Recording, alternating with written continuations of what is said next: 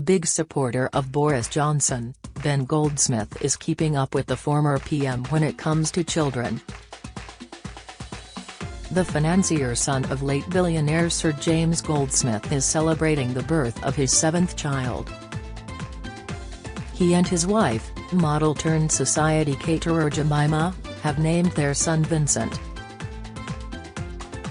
He'll be known as Vinny, one of Goldsmith's friends tells me. His full name is Vincent Oliver Robin Goldsmith. Oliver, after Jemima's brother, and Robin after Ben's half-brother Robin Burley. Jemima, 35, who married Ben in 2014, already has a son, Arlo, and two daughters, Margot and Vita. They share this sweet photograph with friends online. Ben, 41, has two sons, Frankie and Isaac, with his ex-wife, heiress Kate Rothschild. Their daughter, Iris, was tragically killed in a quad bike accident in 2019 when she was 15. Why can I see a busy future for Meghan's fact-checker? Her poise and passion in front of a camera or microphone are surely unequaled in royal history. But these gifts haven't blinded the Duchess of Sussex to the fact that she, like the rest of mankind, is fallible. Indeed, I can reveal that, in a characteristic display of professionalism, Meghan has been employing a fact-checker for her Spotify podcast series, Archetypes, which resumes today, having been suspended immediately after the Queen's death. Meghan hasn't chosen a run-of-the-mill recruit but a young and highly talented American writer, Nicole Pasulka, whose interests closely mirror her own. I write about criminal justice, activism, race, music, business, queer culture, and gender. Pasulka alerts visitors to her website, which mentions that she is currently writing a book. In fact, her book was published this summer, entitled, How You Get Famous. Lest the uninitiated leap to the conclusion that it's a fictionalized account of an attractive, mixed-race, American actress being catapulted to international attention by marrying the younger son of a king, they should think again. It is, instead, a deep dive into New York City's underground drag scene, and has been praised as an engaging book that will appeal to scholars of gender as well as anyone with an interest in queer culture. There is currently no suggestion that Pasulka's role will extend beyond the podcast. That's a shame. A fact-checker could cut through the confusion which has occasionally, and unfortunately, followed some of Meghan's statements.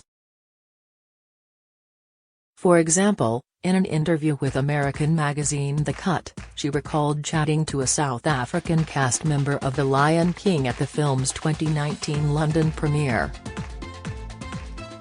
He said, "I just need you to know, when you married into this family, we rejoiced in the streets the same we did when Mandela was freed from prison," Meghan recalled. Yet Dr. John Connie, the only South African cast member, has pointed out that he has never met Meghan and wasn't at the premiere. Of course, as the late Queen memorably put it on another occasion, recollections may vary. Party pooper for the Middletons. The Princess of Wales' parents, Michael and Carol Middleton, made enough money from their party paraphernalia business to put 3 children through boarding school and buy a manor house for £4.7 million. Yet their mail-order company, Party Pieces, made a loss of almost £300,000 last year.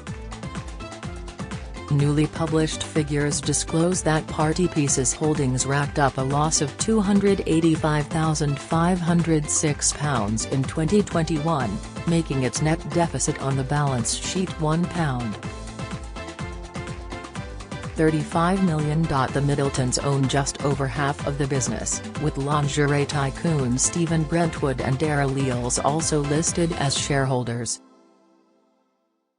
A business review at the end of the accounts reports, during the year, the company has seen an impressive 18% increase in retail revenue despite a challenging time for UK retailers. The post-tax loss represents the continued investment in the company's growth plans, including the launch of a wholesale division and the opening of new territories in the US, Europe and Middle East.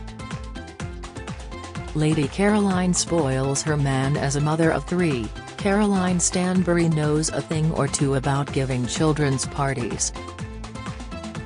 And the socialite, 46, appears to have put that knowledge to good use for her husband, Sergio Carrillo, who's 18 years her junior. Prince Andrew's old pal, who married the ex-footballer last November, celebrated his 28th by staging a children's-style birthday party complete with personalised balloons and LED lights with his age on. The Ladies of London star, who was previously married to Turkish businessman Kim Habib, drills, "I never saw myself saying happy birthday to my 28-year-old husband. Somehow we make sense." Pinkham's pedestrian celebration. She's usually seen sipping from champagne flutes with royal pals such as Zara Tindall, but Natalie Pinkham is happy to quaff from more prosaic vessels. The Sky Sports Formula One presenter, 45, has shared this picture of her using her trainer to drink fizz after Red Bull driver Sergio Perez won the Singapore Grand Prix. This, friends, is known as a civilized shoey, Pinkham says. No toe jam ingested. The motor racing tradition was introduced by Australian driver Daniel Ricciardo, who celebrated after the German Grand Prix in 2016 by filling his shoe with bubbly and drinking it on the podium. Pinkham is not one to get too worried about the odd undignified snap. She was once plastered over a newspaper in a boisterous embrace with her pal Prince Harry. David Dimbleby says he doesn't have any friends. Could it be that the former Question Time chairman sends them to sleep? I did once go to a dinner with Ted Heath, which I remember mainly because he fell sound asleep in the middle, not while I was talking, he says. Somebody else was rabbiting on about the future of monetary policy or something and he just fell into his soup. Dimbleby adds, he had narcolepsy, which meant he did fall asleep. As the Royal Ballet soloist, Francesca Hayward has danced roles from the Swan Queen to the Sugar Plum Fairy.